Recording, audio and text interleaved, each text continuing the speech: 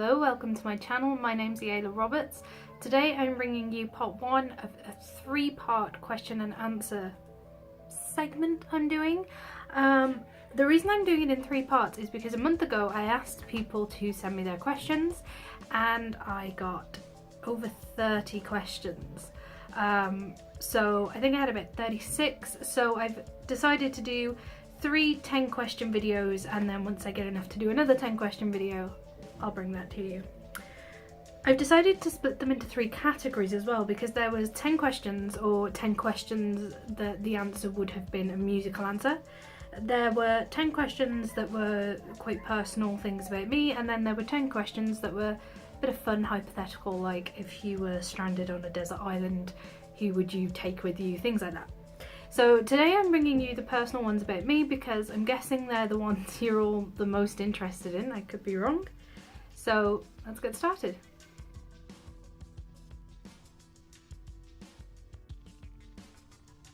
That's a little bit difficult. I love horses. I have always loved horses, and if you'd have asked me 10 years ago, I would have said horses hands down. But I had a really bad fall, and that in itself didn't put me off horses, but I can't ride them anymore, and I find it quite upsetting being around them because I love them so much, and it brings back all these lovely memories of being able to ride, but obviously then it hits me that I can never do that again. So as much as I still love them, I'd say probably dogs now. I have a greyhound and I love him.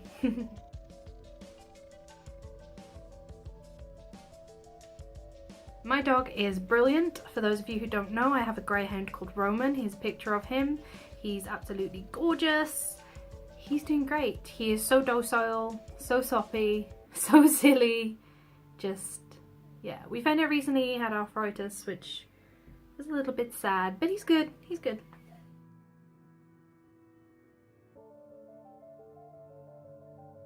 Do I believe in life after death? Yes, I do.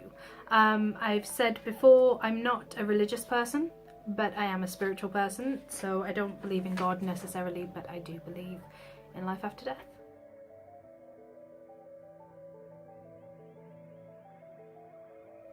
I have a phobia of boomerangs, which I suppose would be considered a bit weird.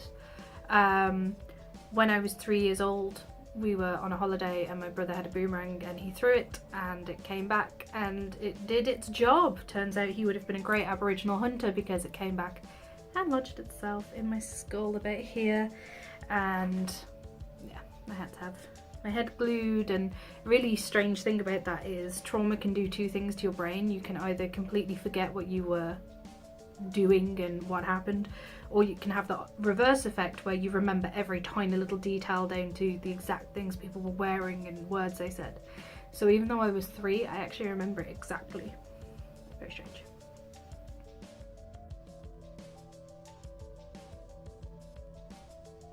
Have I ever had surgery? Boy howdy, yes I have. I had my tonsils out, so I had a tonsillectomy. I had my appendix out, so an appendectomy, and then I had a right hemithyroidectomy. Basically means I had the right side of my thyroid removed. There's a scar. I'm not sure if you can really see. I have a scar. I had that done because I had a lump, and after a year's worth of having cameras stuck down my nose and needles stuck in my neck to drain it, they couldn't decide what it was, so.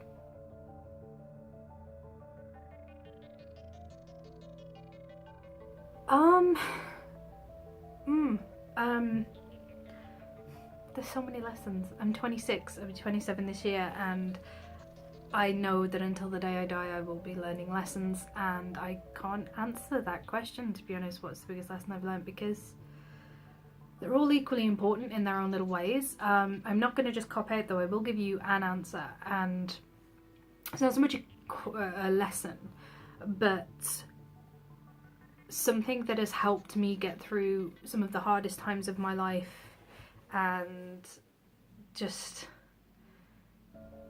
hard times in general, is a line from the season finale of season 5 of Buffy the Vampire Slayer. Bear with me, I swear it is relevant, I am not crazy. that season's the season where Buffy has this sister and her name's Dawn and she's some key to some mystical dimension. And at the end, to save the world, Buffy has to throw herself into some portal. And they're standing there at the top of this scaffolding, and Dawn's obviously upset and she doesn't want her sister to go, and Buffy gives her this big speech, and I can't remember everything that she said, but she basically tells her to be strong, not to give up, not to let life beat her. And then she says the line, the hardest thing to do in this world is to live in it. That hit me. Whoever wrote that line was a genius, because it couldn't be more true. The hardest thing about being alive is being alive, and yeah, that line repeats in my head whenever I'm having really tough times, and it does help me. So thank you, Joss Whedon, and thanks to whoever wrote the script for that specific episode, because that's a brilliant life lesson.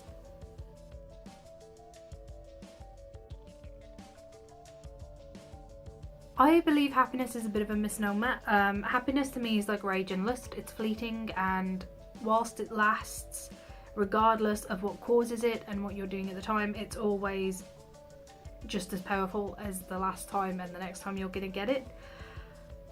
I think what people were really asking is, when was the last time I was truly content? Because contentment is something that is very, very difficult to come by.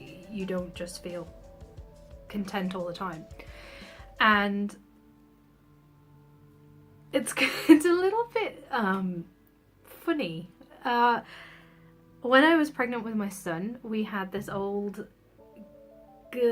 issued sofa that came with the apartment that was not very nice, not very comfortable, and it was this horrible khaki colour. If I can find a picture, I'll put one up. And I used to sit on that sofa when I was like 7 months pregnant, watching MasterChef, eating tinned vindaloo curry and rice. Don't knock the tinned vindaloo curries, they are awesome, or at least the ones from Asda. I had the biggest craving for like Indian food when I was pregnant. And every time I'm feeling a bit sad or something, you know, you have that image that pops in your head, that place you want to go back to because that's when you were happy and you didn't feel ill or whatever. It's that image, that's the image. And I realised, not at the time, but I realised now, years later, that I was really, really content and happy back then. So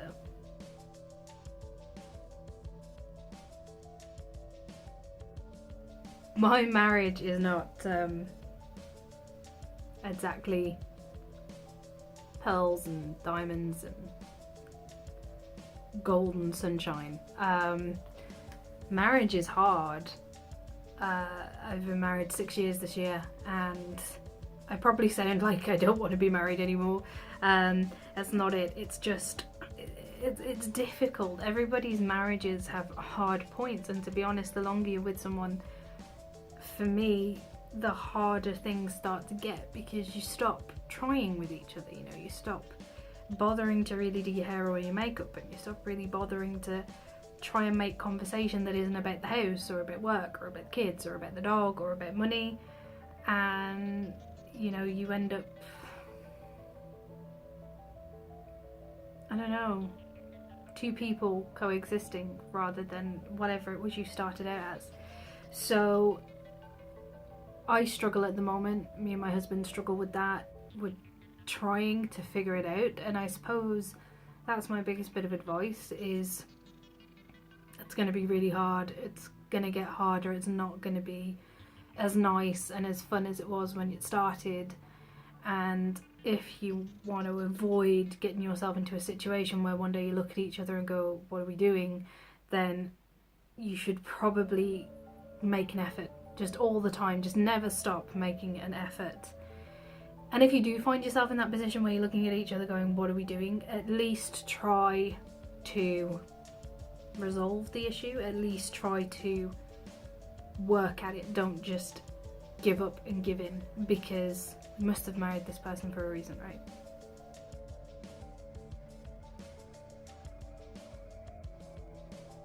My biggest fear is a very simple answer: going blind.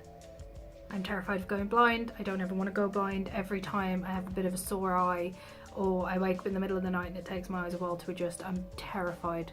Terrified.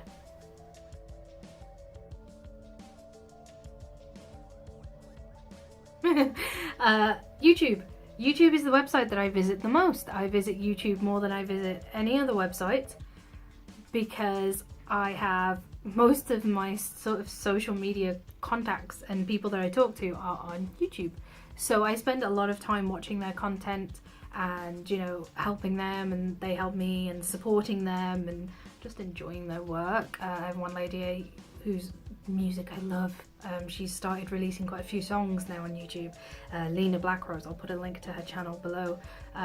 She is someone that I spend a lot of time on her page. I spend a lot of time on Makeup Artist Me's page. I'll put a link to her channel below, doing makeup recreations for Evanescence. This one was Synthesis. I hope you can tell, only I did a different colour lip. Yeah, I spend a lot of time looking up tutorials for video and photo editing and how to get flawless foundation. Yeah, YouTube is my friend. YouTube is probably somewhere I live. So that was it for today's Q&A. I hope that you enjoyed it. I hope that it was illuminating for you and gave you answers that you seek. Should there be any questions that you would like to know that I haven't answered, then please just drop it in the comments section. Ask away and I will do my darndest to answer that question for you. You take care of yourselves. Thank you for watching my channel. If you're not already subscribed and you enjoyed this video, then please hit the subscribe button and the little bell if you'd like to be notified. If not, I'm really sorry. I'm really sorry you didn't enjoy it, but hopefully if you look through my channel you can find something else that you might enjoy. Goodbye everyone.